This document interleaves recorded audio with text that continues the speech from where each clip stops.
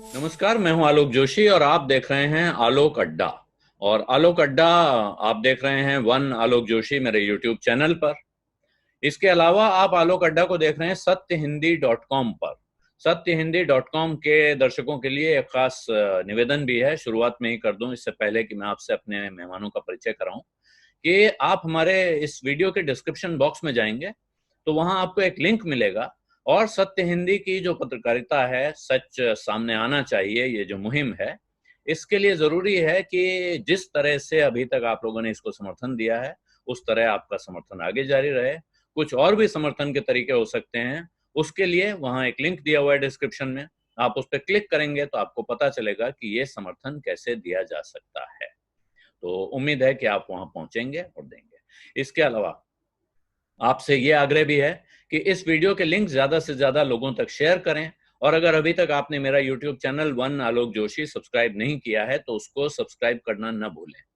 इसके साथ ही अब मैं चर्चा शुरू करता हूं। सबसे पहले मैं आपकी मुलाकात करवाता हूं आज के अपने मेहमानों से। हमारे साथ हैं Tahira Hasan, progressive women's organisation की, ये all India progressive women's organisation से जुड़ी हुई हैं और लखनऊ से हमारे साथ इस चर्चा में शामिल हो रही हैं। आशुतोष हैं, सत्यहिंदी.com के को फाउंडर हैं, एडिटर हैं, और इसके अलावा नवोदय टाइम्स के संपादक अंकुश श्रीवास्तव जी हमारे साथ हैं। ये हिंद समाचार पंजाब केसरी ग्रुप के साथ जुड़े हुए हैं, पुराने पत्रकार हैं, लखनऊ में मेरे सीनियर रहे नवभारत टाइम्स में। एक दो मेहमान अभी हमारे और इस चर्चा में शामिल हो सकते हैं, जैसे जैसे जुड़ेंगे आपका परिचय करवाते चलेंगे। इस वक्त जो हालात हैं उसमें सबसे ज्यादा चिंता, सबसे बड़ी परेशानी कोरोना है। कोरोना के बाद दूसरा संकट है लॉकडाउन, लॉकडाउन से पैदा होने वाली परेशानी या लॉकडाउन के उल्लंघन से होने वाली परेशानी। लॉकडाउन के दौरान लोग जिस तरह का व्यवहार कर रहे हैं उससे किस तरह के संकट पैदा हो रहे हैं, कैसे खतरे पैदा हो रहे हैं। जो सेहत का खतरा है, आप हमारे और अपने परिवार के लिए खतरा है। इसके अलावा जो बड़ा खतरा खड़ा हो रहा है वो ये है कि जैसी बातें चल रही हैं, जो हरकतें हो रही हैं, कुछ हरकतें हो रही हैं, कुछ उन हरकतों के साथ उनको जोड़कर एक नैरेटिव खड़ा किया जा रहा है, जिसे मिलाकर जब आप देखते हैं तो पता चलता है कि ये स्थिति ज्यादा खतरनाक सामाजिक तरीके से। और लोग कुछ समय पहले तक आप सुनते थे, जुमला था कि क्रोनोलॉजी देखिए। अब लोग कह रहे हैं क्रोनोलॉजी देखने से गुजारा नहीं होगा, सोशियोलॉजी भी देखिए, साइकोलॉजी भी देखिए। तो इस वक्त की जो परिस्थितियां हैं, इनकी सोशियोलॉजी, साइकोलॉजी क्या है, इस पर चर्चा करने के लिए हम इकट्ठा हुए हैं। आशुतोष, मैं आपसे आग्रह करूंगा कि शुरू करें। बाकी लोगों से भी मैं, जैसा मेरा पुराना रिवायत है, मैं ओपनिंग कमेंट एक चाहता हूं आज की स्थिति पे, और उसके बाद फिर हम लोग डिबेट में जाएंगे। तो शुरुआत आशुतोष के साथ। देखिए आलोक जी, ये बहुत ही गंभीर मसला है, क्योंकि जहां पूरे देश को इस वक्त खड़े होकर इस कोरोना नाम के वायरस से लड़ना चाहिए और एकजुट होकर इस पूरे मसले में बातचीत करनी चाहिए, वहीं पे हो क्या रहा है कि कोरोना के बहाने पूरे मामले को सांप्रदायिक रंग देने का प्रयास किया जा रहा है और कहीं ना कहीं हिंदू मुसलमान की बात की जा रही है हर पूरे मसले पर। जैसे मुरादाबाद का मसला उठा लेते हैं, मरकज का मसला उठा लेते हैं, तबलीगी जमात का मसला उठा लेते हैं, इंदौर का मसला उठा लेते हैं और इतनी सफाई के साथ चीजों को कहने का प्रयास करते हैं, जिसका सिर्फ एक ही मतलब होता है कि दरअसल इस देश के अंदर अगर कोई समस्या है या फिर कोरोना नाम की कोई समस्या है तो उसके लिए सिर्फ और सिर्फ अल्पसंख्यक तबका ही जिम्मेदार है, मुसलमान तबका ही जिम्मेदार है। बड़ी ईमानदारी से अगर बात करो, और ये जो हकीकत है, ये तस्वीर बहुत ही भयानक तस्वीर है, क्योंकि आप कोरोना वायरस से तो लड़ सकते हैं, आप उसका मेडिकल में एक वैक्सीन खोज सकते हैं, लेकिन ये जो सामाजिक वैक्सीन समाज के अंदर पिछले कुछ सालों से डालने का प्रयास किया गया है और जिसके माध्यम से एक पूरे समाज को आप स्टिग्मेटाइज करके उसको एक अलग रंग देके और उसको पूरी तरीके से एलिनेट करने की जो कोशिश कर रहे हैं, ये बहुत ही खतरनाक है। और बड़े दुर्भाग्य की बात यह है कि इसको सत्ता प्रतिष्ठान से पूरी तरीके से वरदहस्त हासिल है। इस जब मुरादाबाद की बात करते हैं तो कोई ये बात नहीं करता है कि वो कौन लोग हैं जो रामनवमी के मसले पर भीड़ में इकट्ठा हो जाते हैं, वो कौन बीजेपी का है जो बर्थडे मनाता है, 200 लोग वहां पे इकट्ठा हो जाते हैं, वो कौन सज्जन है जो आंध्र प्रदेश के हैं और वो पूरे मसाल जुलूस निकालते हैं जबकि करते हैं, वो कौन लोग हैं जो मध्य प्रदेश के अंदर सरकार जब गिर जाती है तो उसके बाद वो लोग इकट्ठा होते हैं और वहां पे आने वाले समय के जो मुख्यमंत्री महोदय वो भी 250-300 लोगों के साथ खड़े हो जाते हैं, तो उन पर कोई इल्जाम नहीं देता है, उनकी तरफ से आंखें मूंद दी जाती हैं। लेकिन मरकज का सवाल खड़ा होता है, इस पर कोई दो राय नहीं कि मरकज में जो कुछ हुआ है वो निहायत ही निहायत ही निंदनीय है। जितनी कड़ी से कड़ी कार्रवाई होनी चाहिए वो सब होनी चाहिए। लेकिन सवाल इस बात का भी है कि जब पूरी दुनिया को मालूम था कि मरकज वहां पे इकट्ठा हो रहा है, तो दिल्ली की पुलिस ने उनको क्यों परमिशन दी? और दिल्ली की पुलिस किसके अंतर्गत आती है? अमित शाह के अंतर्गत आती है। तो उन्होंने क्यों नहीं परमिशन उनकी खत्म की? उसके अलावा अगर वह हो रहा था तो क्यों नहीं वहां पे लाठीचार्ज करके सबको भगाया गया? क्यों नहीं कार्रवाई की गई? ये काम तो मुंबई में होने वाला था, लेकिन वहां परमिशन नहीं मिली तो नहीं कर पाया यहाँ पे। तो सवाल सिर्फ बहुत छोटा सा है कि इस देश के अंदर बहुत ही संजीदगी के साथ, संजीदगी थोड़ा गलत शब्द है, बहुत ही करीने से सांप्रदायिकता का जहर घोला जा रहा है, और हर समस्या के लिए एक समुदाय को जो है वो स्टिग्मेटाइज किया जा रहा है और उसको विलन बना के खड़ा करने की कोशिश की जा रही है। जिसका विस्फोट किस रूप में होगा मुझे नहीं मालूम। जी, तो ये ठीक आप कह रहे हैं, एक समुदाय को निशाना बनाकर राजनीति हो रही है और एक बड़ा भारी अभियान वर्षों से चला आ रहा है उस अभियान को। लेकिन मेरा एक सवाल है इसके साथ, और ताहिरा जी उसके मैं आप ओपनिंग कमेंट आप करना चाहेंगे, लेकिन मैं सवाल जोड़ूंगा साथ में जी। उस समुदाय के भीतर, और खास मैं अब दुराव छिपाव के साथ नहीं कहता हूँ, सीधे मुसलमानों के भीतर समुदाय कहने का कोई लाभ नहीं है। कहा है बिल्कुल मुसलमानों के मोहल्ले में डॉक्टर जा रहे हैं, उनके ऊपर पत्थर मारे जा रहे हैं। पहले इंदौर का किस्सा आया, औरंगाबाद का किस्सा आया, ऐसे और जगह कुछ कुछ किस्से आए। उन किस्सों में से बहुतों का खंडन भी आया, ये भी बताऊं। या इंदौर में हुआ कि अगले दिन लोगों ने माफी मांगी उन्हीं डॉक्टरों से कि हमको गलती हो गई थी, हम गलतफहमी में कर गए। लेकिन अब जो मुरादाबाद का किस्सा आया, या मरकज वाले में मान लेंगे, मरकज में किसी एक इंसान की या कुछ लोगों की जहालत थी जिसका दोष आप सबको नहीं दे सकते, लेकिन ये मुरादाबाद वाला जो मामला है, जिस अंदाज में ड्रोन कैमरे से जो पिक्चरें ली गई, तस्वीरें दिखाई जा रही हैं, उसमें नहीं कहा जाएगा कि जो मजहबी लीडर हैं उनकी भी बड़ी जिम्मेदारी थी जो कि उन्होंने नहीं निभाई। वो अपने लोगों को क्यों नहीं सिखा पा रहे हैं कि कैसे रहना है, और इसके सामने अब एक नया नैरेटिव खड़ा हो गया है, उस पर मैं आगे बात करूंगा। लेकिन मूल सवाल, क्यों वहां जाकर लोगों पर पत्थरबाजी हो रही है, और इनको रोकने की जिम्मेदारी किस किस की है? पुलिस की है तो मान लिया, चलो पुलिस जाके एक्शन करेगी, लेकिन ऐसा होता क्यों है? इसको जड़ से रोकने की जिम्मेदारी तो अपने, जैसे हमारे यहाँ परिवार में होती है, या जो लोग धर्म गुरुओं की सुनते हैं उनकी होती है। क्या वो लोग अपनी जिम्मेदारी निभाने में पीछे हट गए हैं, रहे नहीं है, और इस वजह से ये जो जहरीली राजनीति हो रही है इसको और ताकत मिल रही है? नहीं, बिल्कुल। देखिए आलोक जी, मेरा मानना है कि ये फैक्ट है कि कोविड-19 बहुत ही एक भयानक तरीके से हमारी पैंडेमिक है। इस समय पूरी दुनिया उससे लड़ रही है। हमें भी मिल के सबको इसके खिलाफ कैसे लड़ा जाए, कैसे लॉकडाउन, कैसे टेस्टिंग की बात की जाए, कैसे उसके बाद के जो रोजी रोटी है, मजदूरों की समस्या, इस पे बात करते हैं। लेकिन हम देख रहे हैं कि जगह जगह जो अभी आपने, मैं ताजी उस पर बात करूंगी, मुरादाबाद क्या हो रहा है, हमें ये बात भी बहुत साफ तरीके से कहना होगा, बिना झिझके, बिना रुके और बिना लाए लपेट के, कि ये जो समुदाय में हम मुस्लिम कम्युनिटी में समुदाय सही बात है, मुस्लिम कम्युनिटी में जो जिम्मेदार वहां के लोकल लीडर, मुस्लिम लीडर प्लस जो मौलाना साहिबान है, इनको निकल के जाना चाहिए। हम लोग इतने दिनों से 20 साल से चिल्लाते थे मदरसा को मॉडर्नाइज कीजिए, वहां हर तरह का एजुकेशन दीजिए, साइंटिफिक टेम्पर को मजबूत कीजिए इस कम्युनिटी में। भाई रंगनाथ ने बताया, सबने बताया कि हमारी हालत बद से बदतर है, एजुकेशन में बहुत बुरा हशर है, लेकिन उस पर कभी बात ही नहीं हुई। देखिए, और बहुत से मुसलमान भी जो समुदाय के हैं वो खुल के उसको कंडेम नहीं कर पा रहे। मुझे लगता है जिस तरह से हमें कंडेम करना चाहिए कि महाराष्ट्र में जो एमएलए निकले और उन्हें लोगों को जमा किया 5 तारीख को दिया जलाने के बाद, हम उसको कंडेम करते हैं। हम इसको भी कंडेम करते हैं कि जिस तरह से कर्नाटका में हुआ, अब ये भी कंडेम करते हैं कि नौमी में जिस तरह से लोगों को जमा किया, हम इसको भी कंडेम करें कि कैसे मरकज में लोग जमा हुए। पुलिस को मना करना चाहिए था, लेकिन एज अ सिविल सोसाइटी हमारी भी जिम्मेदारी बनती है। जब मक्का को में बंद कर दिया गया, सारे हज, सारे उम्रा सब बंद कर दिए गए, इस्लाम में जगह जगह, मैं आपको बताना चाहती हूँ कि सही बुखारी जो सबसे मजबूत किताब है मुसलमानों की हदीसों की, उसमें लिखा है सोशल डिस्टेंसिंग मेंशन है। तो आखिर ये जाहिल कौन सा इस्लाम लेके चल रहे थे, और खुद मुसलमान क्यों नहीं निकल के इसको कंडेम कर रहे हैं? वो कंडेम करें ना, कि गलत बात है। दोनों में बैलेंस अगर हम नहीं रखेंगे तो कोविड-19 के बाद के जो हालात होंगे, मुझे नहीं लगता कि क्या होंगे, अब ये सोचने का सवाल नहीं है।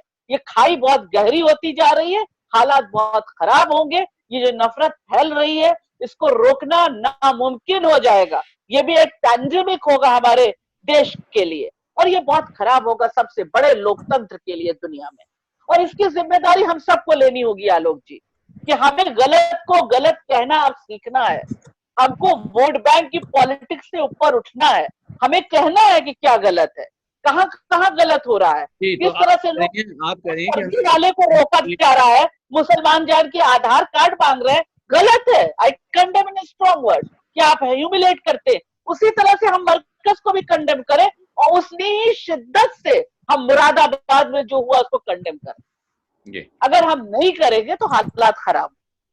जी, तो आप कह रही हैं कि हमको कंडेम करना चाहिए या हमें जिम्मेदारी लेनी चाहिए, जिम्मेदारी का मुजाहरा करना चाहिए। कुछ श्रीवास्तव जी, ये देखिए, जिम्मेदारी लेनी चाहिए और हमें सब चीजों को कंडेम करना चाहिए, तभी इस तरह की राजनीति से मुकाबला होगा। लेकिन प्रश्न ये है कि सबसे बड़ी जिम्मेदारी, ये मैंने भी कहा, देखिए सवाल मैंने उठाया कम्युनिटी लीडर्स पर, तायरा जी ने भी कहा कि हम सबकी जिम्मेदारी है, लेकिन सबसे बड़ी जिम्मेदारी किसकी है?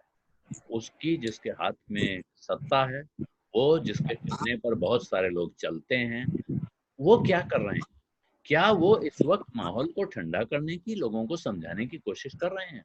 बहुत जगह बहुत सारे लोग इकट्ठा हो रहे हैं, जमा हो रहे हैं, उनको एड्रेस करने का क्या क्या मैकेनिज्म है? कहा जाता है साहब दुनिया का सबसे बड़ा संगठन है। वो दुनिया का सबसे बड़ा संगठन कहाँ है और वो क्यों नहीं दिख रहा है इस वक्त?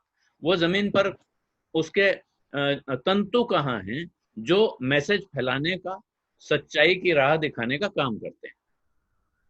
देखिए आलोक जी, ये बात सच है कि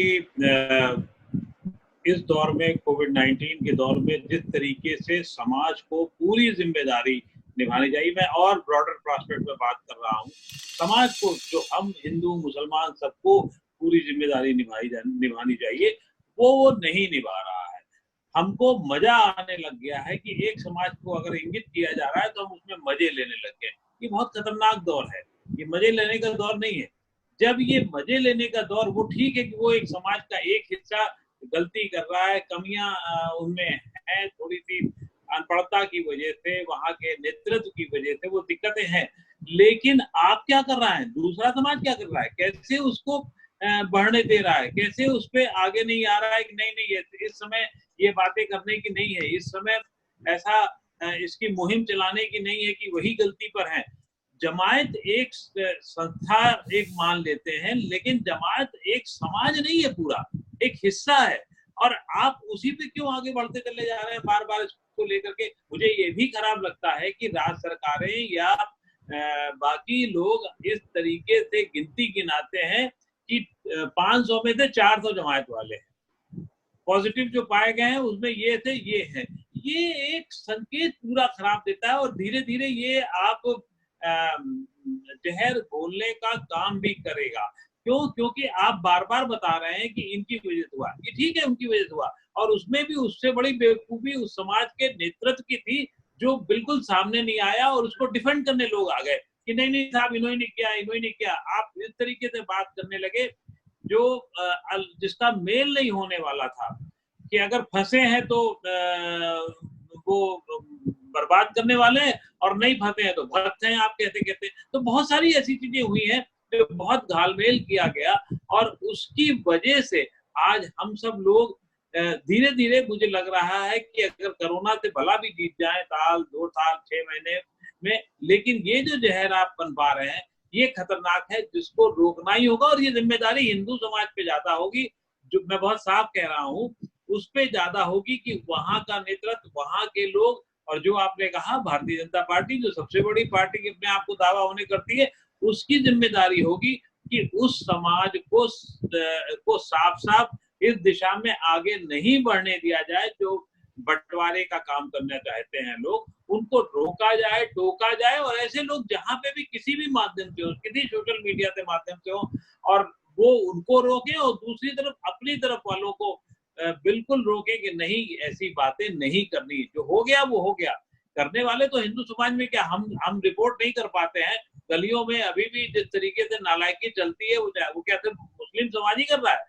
मैं जिस कॉलोनी में रहता हूँ उसके कॉलोनी के एक छोटे से पार्क में पता लगता है सुबह संघ की शाखा लगती है। मना करने के बाद आप किसको कहेंगे टोकेंगे? तो वो क्यों लग रही है?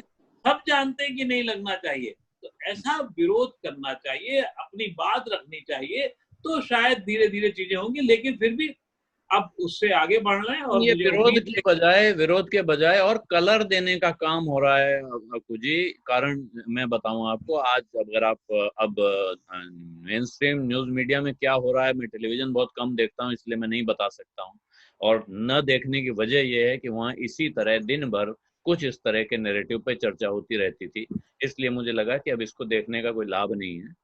लेकिन YouTube पर ऐसे चैनल चल रहे हैं, और आशुतोष मैं आपके पास आऊंगा, आप तो टेलीविजन का लंबा अनुभव आपके पास, उसके बाद आपने राजनीति में भी एक पारी खेल ली, और उसके बाद अब आप डिजिटल जर्नलिज्म कर रहे हैं तो ये बहुत सारे हैं। हाँ, तो जो YouTube का चैनल है वहां आप सुन रहे हैं, और बड़े धर्म भाव से बैठकर, अब यहाँ तो जैसे हम लोग करते हैं ना, प्रवचन देने का काम करते हैं YouTube पर, अपने बैठे और बोलना शुरू किया, जो हमारे भक्त हैं वो सुनेंगे बाबा जी का नया अवतार हो गया है। वहां ये चल रहा है कि साहब मुस्लिम समाज में घेटोइजेशन को रोकना होगा, ऐसे मोहल्ले जहां केवल मुसलमान रहते हैं इनको बंद करना होगा। मेरा प्रश्न है आशुतोष, क्या मुसलमान एक मोहल्ले में रहते हैं इसलिए कि उनकी बड़ी इच्छा है कि वो जाकर एक ऐसे मोहल्ले में रहें जहां बुनियादी सुविधाएं भी नहीं मिलती हैं, जहां घुसना भी मुश्किल होता है, जहां सफाई कर्मी भी शायद मुश्किल से कभी मुंह दिखाने जाते हैं, या वो इसलिए वहां रहते हैं कि उनको बाकी कहीं लोग किराए पर मकान देने के लिए या अपना मकान बेचने के लिए तैयार नहीं होते हैं, और अगर कोई बेच दे तो मोहल्ले वाले या अपार्टमेंट वाले उसका जीना हराम कर देते हैं कि तुम कैसे बेच सकते हो, हम नहीं बेचने देंगे। देखिए आलोक जी, पहली बात तो ये कि हमें ये समझना पड़ेगा कि ये स्ट्रे इंसिडेंट्स नहीं है। हम कभी कभी गलतफहमी का शिकार हो जाते हैं कि ये स्ट्रे इंसिडेंट्स है, ऐसा नहीं है। ये स्ट्रे इंसिडेंट्स नहीं है, ये बहुत ही लंबी चौड़ी सुनियोजित योजना के तहत ये सब कुछ हो रहा है, और ये जानते बूझते हो रहा है। अभी मैं आपको दो छोटा सा उदाहरण देना चाहता हूँ। उत्तर प्रदेश के अंदर कुछ इलाकों में ऐसे खबरें आई हैं जहां पे कि लोगों ने पोस्टर लगा दिया है और बैनर लगा रखा है कि यहाँ पे जो है मुसलमान जो है सब्जी नहीं खरीदेगा कोई उसका। क्या है, ऐसे लोगों के खिलाफ फौरन अगर कार्रवाई होकर उनको जेल भेज दिया जाए, 4 लोगों को अगर उदाहरण पेश कर दिया जाए, ये हरकतें बंद हो जाएंगी। आपको हर दूसरा यूट्यूब चैनल आज की तारीख में सिर्फ और सिर्फ नफरत फैलाने का काम करता है। व्हाट्सएप ग्रुप में, जिन कुछ व्हाट्सएप ग्रुप में मैं हूं, वहां पे अगर आप उसके कंटेंट को अगर आप देख लें तो आप हैरान रह जाएंगे। और हिंदुस्तान की सरकार के देखरेख में तो नहीं कहूंगा, लेकिन सरकारों को पता है ये कौन लोग हैं। और ये राजस्थान में भी चल रहा है, कांग्रेस की सरकार है, ये पंजाब में भी चल रहा है जहां कांग्रेस की सरकार है, और ये आज की तारीख में बीजेपी जहां सरकार है वहां भी चल रहा। तो मेरा कहना है कि क्या ये जानते बूझते हो? हाँ, जानते बूझते हो रहा। कल मैं एक टीवी चैनल पे था और वहां पे एक आरएसएस के सज्जन थे। उन्होंने कहा कि वहां तो बांद्रा के बाहर एक मस्जिद है, लोग मस्जिदों के बाहर इकट्ठा हो रहे। मतलब दूसरे सज्जन बोले तो शाहीन बाग की तरीके से हो रहा। ये जो फ्रिजियोलॉजी जो यूज की जा रही है, ये जानबूझकर यूज की जा रही है, और वो सिर्फ और सिर्फ एक समुदाय विशेष को निशाना बना के उनको अपराधी घोषित करके उनको पूरी तरीके से सेकंड ग्रेड सिटीजन बनाने की साजिश है इसमें। अब जब इन लोगों से सवाल पूछो कि भाई आसाराम बापू अगर उनके ऊपर बलात्कार का आरोप लग रहा है तो क्या उसके बहाने उस समुदाय के सारे लोगों को हम वही कहना शुरू कर दें जो आसाराम बापू के बारे में कहते हैं? तब तो बड़ी तकलीफ हो जाती है। तो मेरा कहना यह है कि ये जो प्रवृत्ति है इसको हम सब लोगों को गंभीरता के साथ समझना पड़ेगा। ये सिर्फ स्ट्रे इंसिडेंट्स नहीं है, ये सिर्फ अगर आपको लगता है कि पार्टी विशेष को समझना चाहिए, नहीं, पार्टी विशेष समझ बूझ कर ये काम कर रही है। दिक्कत की बात क्या है कि हमसे आपसे सवाल पूछा जाता है कि जब ऐसा हुआ तो आप क्या कर रहे थे? आप पलट के उनसे सवाल पूछे कि आप क्या कर रहे थे? वो सवाल नहीं पूछे जाते। फिर मुझे एक बार ताहिरा जी के पास चलना पड़ेगा, पॉलिटिक्स करती हैं, राजनीति में हैं। तो ताहिरा जी, आपका इस पर क्या ओपिनियन, क्या व्यू है कि सिर्फ एक तरह, हमने सबने कहा कि साहब मुरादाबाद में जो हुआ उसका हम बहुत विरोध करते हैं और ऐसा बिल्कुल नहीं होना चाहिए था, लेकिन ये जो इससे इतर घटनाएं जो आशुतोष बता रहे हैं और जो हमने इससे पहले, क्योंकि मैं अब वक्त थोड़ा कम बचा है इसलिए बात को वाइंड अप करेंगे धीरे धीरे, लेकिन ये आशुतोष ने याद दिलाया, मुझे भी याद आया और मैंने ये बात पहले भी कही है।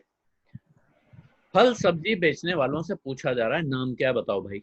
जब उसने नाम बताया, नाम बताने के बाद उससे कहा कि कल से भाई ऐसा है कि अब आप यहाँ दुकान मत लगाइए, आपसे कोई तकलीफ नहीं है, लेकिन भाई आपकी तरफ से बीमारी आती है तो आप यहाँ मत आया करो। उसके ठीक बगल में एक हिंदू परिवार दुकान लगा के बैठा है, आप उसको कह रहे हैं कि नहीं नहीं आप लगा सकते हैं, कोई दिक्कत नहीं, सफाई रखिएगा, और अगर ये आए यहाँ तो आप मुझे फोन करके बताइएगा। गांव के बाहर बैनर लगा हुआ, मैंने फोटो देखी है कि इस गांव में मुसलमान व्यापारी कृपया प्रवेश न करें। इसमें कृपया, प्लीज जैसे शब्दों का बड़ा भरपूर इस्तेमाल हो रहा है, लेकिन ये हमारे समाज को कहां ले जा रहा है। जिस इंसान से एक बार कह दिया जाए, कभी सोच के देखिए आप, क्योंकि आप लीडर हैं और आप सम्भ्रांत परिवार के हैं, आपके साथ ये व्यवहार नहीं हो रहा हो, लेकिन किसी एक गरीब इंसान के साथ ये व्यवहार होता है, ज्यादातर गरीबों के साथ होता है। जिसके साथ एक बार ये व्यवहार हो गया, उसके दिल पर क्या गुजर रही होगी, उसके मन में क्या हो रहा होगा, और वो क्या नहीं कर सकता है अगर वो उसने इस बात को दिल पे ले लिया तो। नहीं, बिल्कुल आलोक जी, जैसे मैंने पहले भी कहा कि कोविड-19 से अगर हम जीत भी गए तो ये जो नफरत फैल रही है, जड़ें इसकी जो गहरी हो रही हैं, ये बिल्कुल इंजेक्ट किया जा रहा है कम्युनलिज्म को डायरेक्ट सिविल सोसाइटी की वेन में। और ये सबसे खतरनाक बात है। जैसे सब्जी वाले का मैंने बताया कि जिस तरह से सब्जी वालों से पूछा जा रहा है कि तुम्हारा नाम क्या है, तुम्हारा आधार कार्ड दिखाओ, अगर मुसलमान है तो इनसे सब्जी मत लीजिए, इनका बहिष्कार कीजिए, इस तरह की बातें हो रही हैं। मुझे लगता है, जैसे मैंने पहले भी कहा था, कि बहुत भयानक समय है, बहुत अजीब समय है, और आपने कहा मुझे नहीं झेलना पड़ता, मुझे भी झेलना पड़ जाता है सोशल मीडिया पे और मीडिया पे भी। मैंने अभी मीडिया पे ही जाहिल कहा था, अभी कल की बात है, एक मीडिया पे मैंने जाहिल कहा, मुरादाबाद में जो हुआ ये जहालत है। तो एक हमारे जो साथ में थे वो खफा हो गए कि आपने जाहिल कैसे कहा, तो बड़ी हल्की फुल्की चीज कह के आप डिफेंड कर रही हैं। आप बताइए, मैं जाहिल कह रही हूँ, उनको कह रही हूँ गलत किया जो मुरादाबाद में हुआ, मैं उसको कंडेम करती हूँ, वो कह रहे हैं आप उनको डिफेंड कर रही हैं। आप जाहिल कह रही, कितना छोटा वर्ड कह रही हैं आप उनके लिए। तो आप ये सोचिए कि किस कदर जहर जो है वो बहुत डीप अंदर तक फैल गया है। और बिल्कुल ये फैक्ट है कि प्रधानमंत्री पूरे देश के प्रधानमंत्री हैं, जब वो बोलते हैं, बातें कहते हैं, अगर वो ये कहें और कह के वो प्रैक्टिकल में भी आए, उसका जमीन पे इम्प्लीमेंट भी हो, ये संविधान में वो ये जो सबसे बड़ा लोकतंत्र है, संविधान से चलेगा, कानून से चलेगा। हम एनार्की में नहीं है, किसी को हक नहीं है कानून हाथ में लेने का, भेदभाव करने का, किसी को हक नहीं है आर्टिकल 14, 15, 21 और 51 को रौंदने का। लेकिन इस तरह की बात नहीं होती है। जब हेड ऑफ द पूरा जो देश का है वो वहां से ये बात नहीं आती है, तो ये बहुत मुश्किल है। लेकिन मेरा मानना है कि हमको, आपको, जो हम लोग यहाँ बैठे, उन सबको अपनी कम्युनिटी में जाना पड़ेगा और ये बात उनसे करनी होगी। हमें जो लोग जिम्मेदार लोग मुरादाबाद में, मुझे लगता है जाना चाहिए, कम्युनिटी के साथ बैठना चाहिए, बात करना चाहिए, उन महिलाओं से बात करना चाहिए जिन्होंने पत्थरबाजी की, उनसे उनको समझाना चाहिए, उनको बताना चाहिए, कम्युनिटी होना चाहिए। आकू जी ने भी इससे पहले कहा कि ये ज्यादा बड़ी जिम्मेदारी हिंदू समुदाय की या बहुसंख्यक समुदाय की है। आकू जी, ये समुदाय की जिम्मेदारी वगैरह तो ठीक है, समुदाय की जिम्मेदारी सब में, जिम्मेदार लोग हर समुदाय में होते हैं, गैर जिम्मेदार लोग भी हर समुदाय में होते हैं। प्रश्न ये है कि जो सत्ता है, जो कानून का इकबाल रखना जिसकी जिम्मेदारी है, उसकी जिम्मेदारी का पालन होता वो कैसे दिखेगा।